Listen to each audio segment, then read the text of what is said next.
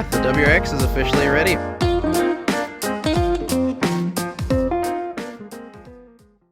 Okay, so yeah, we're pulling up some of the paint on the EG so we can see. I just wanted to see if there was a rust spot. But this paint is so odd. And like also, you can look whenever I do this, how just, or at least it was doing it, but yeah, look how soft this paint is. Yeah, it's super bizarre. So anyway, if you haven't figured out already, today we are working on, oh god, it's probably been, yeah, everything's been on social media, but I haven't really done any like video-y content in a while, but long story short is, moving over here, ta-da! Jason bought an EG. So, you know, he found this little guy for $800 as a roller, so, you know, for any of you guys who don't know what a roller is, which most of you do, it means there's nothing in here. Yeah, there's a stool. So, you know, that's in there. So right now it makes exactly like 1 kick power. But that being said, today we are taking a look. He already started some basic work on it on his own time. So we started to... It's not in the most amazing shape. So basically we tried to find out what condition the floor is in, which right now none of that is super concerning. There are a few. I'm sorry if the light is really terrible right now. You probably can't see. I should actually get a light. Hold on. Alright, now we've got light. So you can see, you know, there's some Flintstones holes there. So we've got a little bit of work to do, but all in all, the beautiful thing is since we're not trying to do a perfect restoration of anything, and this is going to be his race car that we're sponsoring up to hopefully get out and do stuff. You know, we're going to go ahead and use it as a bit of a welding project to just do some basic patchwork. It's not going to be pretty. It's not going to be incredible. But it will be functional, and it will get this car so that if he drives through a puddle, he doesn't get his little feetsies wet when he's driving around. So this is the EG. It has been painted in 3 different colors. Do we think 3 or 4 right now? So we have the original red I've been able to find. We have obviously this very beautiful... Alexa, pause. I just realized we might get canceled on that one. So the car has been painted quite a few times from what we can see. Of course, we have this beautiful rattle can blue, maybe rattle can. We're trying to figure out what kind of paint it is because it's incredibly soft, but hard, but brittle, but not all at the same time. It's a do-everything kind of paint. So then, let's go to the engine bay. We'll just show them the colors by tiers. So then we have this actual rather good, shimmery, nice-looking orange paint job that was on here at one time. And I think that was the one before the blue. And then I have the original mirrors here. And it was this factory red color. And I'm thinking that was every color we've had so far. And we'll add one more. But we're actually going to try to do it halfway correct. Now what I'm going to laugh at is if we find out that this gray isn't primer.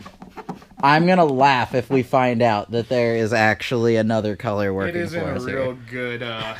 I mean, you can see how thick from all the resprays, some of which were done, you know, one paint on top of the other paint with no scuffing, no prep work, just layer it on, layer it on, layer it on, which is how we end up with paint that's, you know, thick enough to be considered a Tostitos, or Totino's. I think this car has been painted red twice. You think it's been painted red? In fact, because that orange paint, they did prep work and they wouldn't have missed this because you can see the orange here. Unless they did. I decoded the VIN and it was an original factory red car. But there's also red here and because now look, you can see up all the way through here. Unless it's really peeled up, it might have been painted red twice. But who knows? I mean, I guess it depends on what all was done. Like, it might have been touched up at one point, or it might have had... God knows.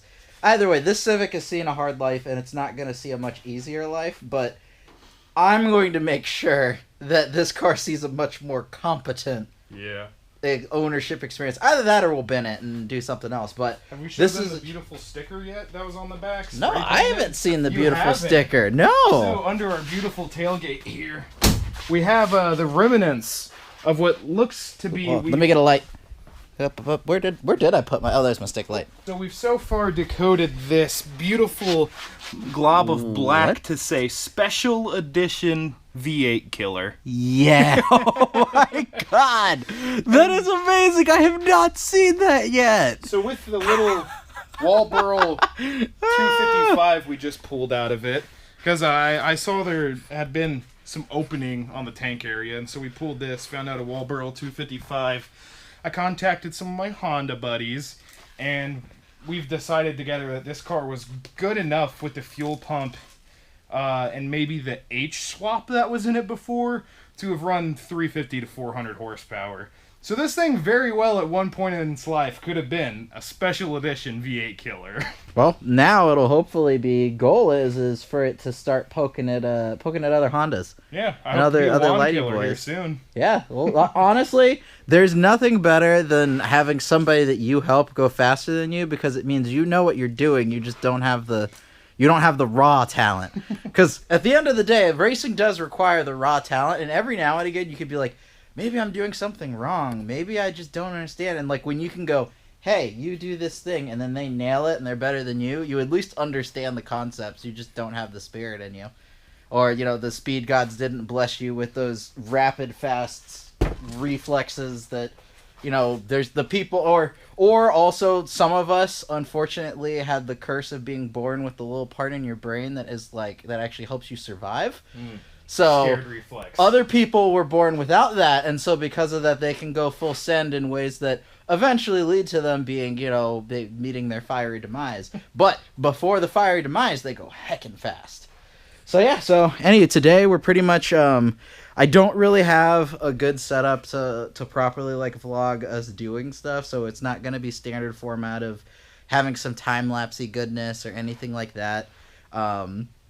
But hopefully I'll get enough of my shiznit back together that I'll be actually prepared to do more content in the future. I still have, at the time of recording this, there is content from December that hasn't come out yet. It is May 16th, 3 days from my birthday. So we've got a lot of editing work to do, but hopefully we'll get caught up, and then I'll be able to actually get all of my stuff, because I still have stuff that hasn't been unpacked from NCM yet, so... Which, by the way, that's another video that hopefully will be up before this one. But, anyway, we're going to keep on working on the Civic. Alright, so, quick update, obviously. Right now, we're just, again, still digging through to find out more about this car. We got a little list going on the window of the stuff we need to do. So, we just started grinding away to try, because there were some spots where the paint was bubbling up.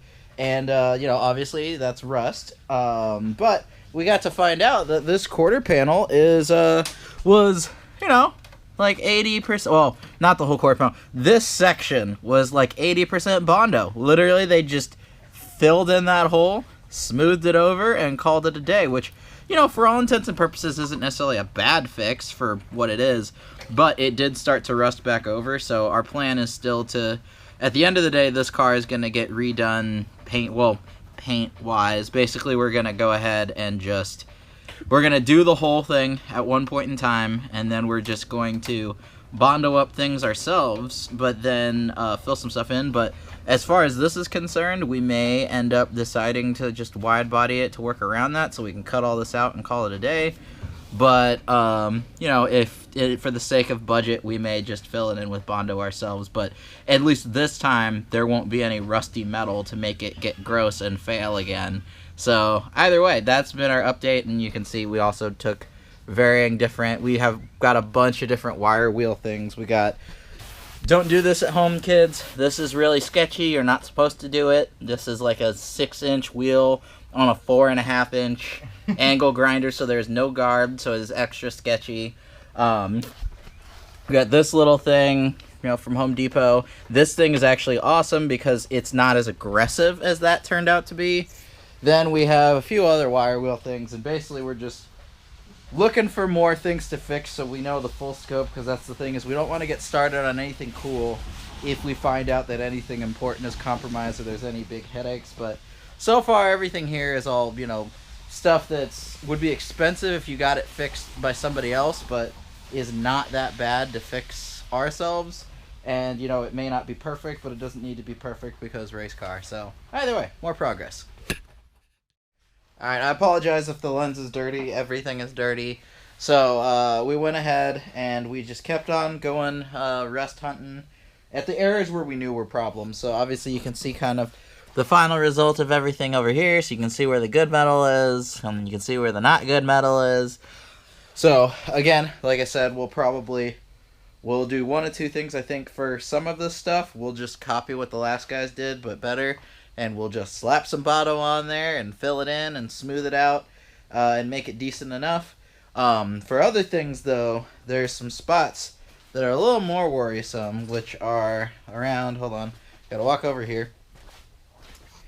So, well, and it's not really worrisome, luckily. None of it's structural, but you can see basically there's just this, sorry, I always forget that this GoPro is absolutely anus in low light, which is another reason why I need to up my GoPro game. My eyeballs. Alright, so, now you guys have light. So you can see there's like this fiberglass panel that they laid in there, and they just filled it all in and called it a day, but they didn't do anything to actually manage the rust. Or if they did, they didn't do a good job. And go ahead and open the door real quick. Then you can also see, this is where some of the nastier stuff is, right around here. So, basically, plan is that the inner area is fine, and there's lots of good metal around that. So, I'm going to get a few other people's opinions on what to do here. But, the hope is that we'll be able to just cut that out of a healthy EG Civic, and then chop it off here, and then just weld it in place, because like I said, the main support rail is all kind of there, and as long as the welds are done good enough, it should potentially be just fine. And, like I said, hopefully we'll get some other stuff sorted out. Maybe, especially if we're extra worried, we can always put in a cage or something like that, and then boopity boopity, you've got some rigidity. But for now, that's as far as we got. Everything's covered in Bondo dust now, all over the place. This is my freaking vacuum. But nonetheless, it was moderate amounts of progress. It was a lot of thinking, and honestly just a lot of other silliness. So hopefully next time we'll be doing a little bit more figuring out on a few things, and we'll hopefully start to tear apart, like, I guess some other things that are worth mentioning that I mentioned before. Oh no, I did mention, never mind. But yeah, so like I said, hopefully we'll be pulling out those lines. We'll be deleting a lot of stuff, like, since we're not gonna have a heater in this car because we just don't have it already. The stuff's already half taken apart, so we're gonna be able to delete a lot of the stuff that's around in that area, at least for our use case. So yeah, it'll be fun. It'll be interesting to see what all we figure out, and it'll just keep on moving forward. But for now, it's that's it for today, and then we'll see what the next project is, because we still have to get the splitter ready for the S2000. We have to replace a wheel bearing on the WRX before Rallycross at the end of the month. There's a lot of stuff that's up in the air, but it'll be slow progress across the board.